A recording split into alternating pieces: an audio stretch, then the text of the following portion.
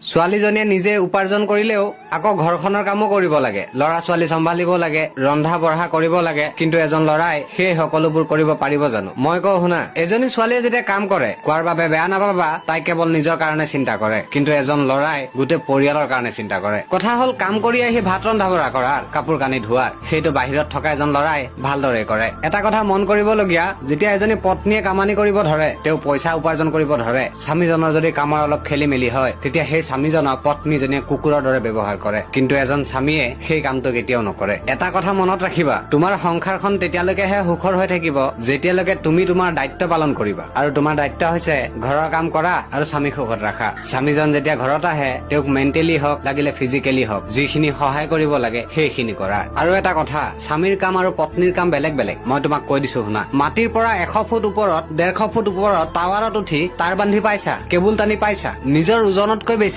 ওজন দাঙি পাইছা, পৰিয়ালক দুমুঠি খুৱাবৰ বাবে নিজৰ জীৱনটো লৈ খেলি পাইছা। সেইবোৰ কাম কৰি অহাৰ পাছতো তুমি কেনেকৈ এক্সপেক্ট কৰা তোমাৰ হাজবেণ্ডে ঘৰৰ কাম কৰিব লাগে, ল'ৰা ছোৱালী চাব লাগে, ভাত চব্জি ৰান্ধিব লাগে, ঘৰৰ সকলো কাম কৰিব লাগে? নিজৰ বাবে পইচা ঘটি অনাটোতো সহজ কথা, কিন্তু পৰিয়ালৰ বাবে পইচা ঘটি অনা দায়িত্বটো কেনেকুৱা? এজনী স্বামীবিহীন মহিলাক সুধিছোৱা, তেওঁহে বুজি পায় ঘৰ চলাই কেনেকুৱা লাগে। ধন্যবাদ।